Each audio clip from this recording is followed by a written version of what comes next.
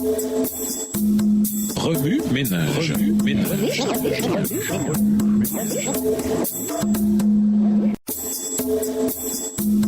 Remue ménage.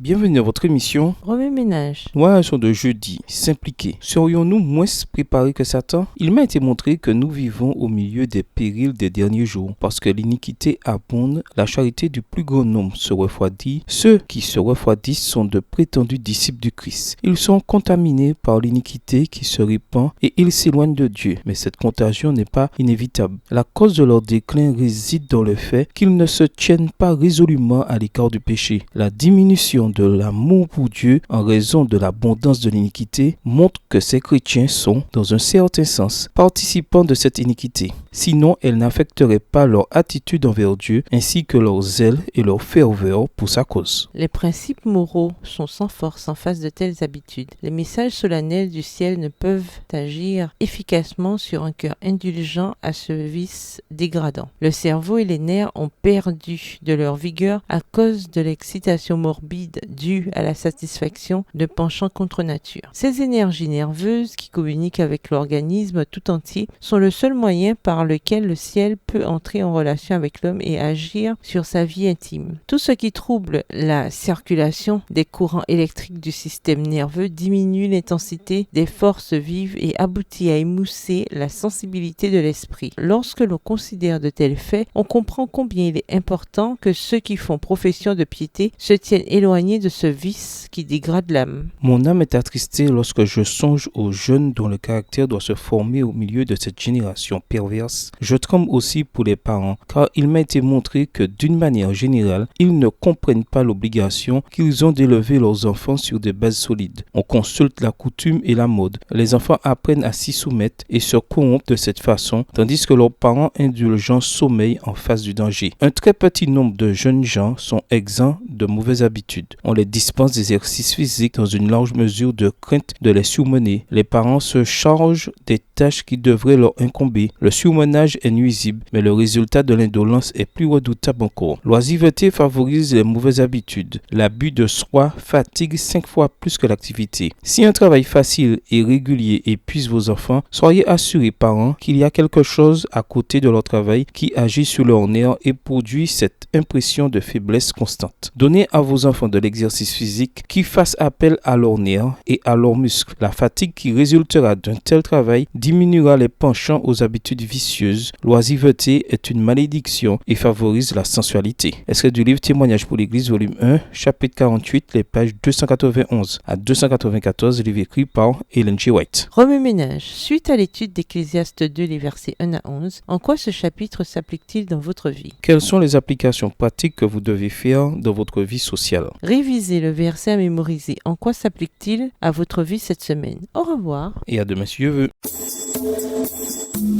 Remue ménage.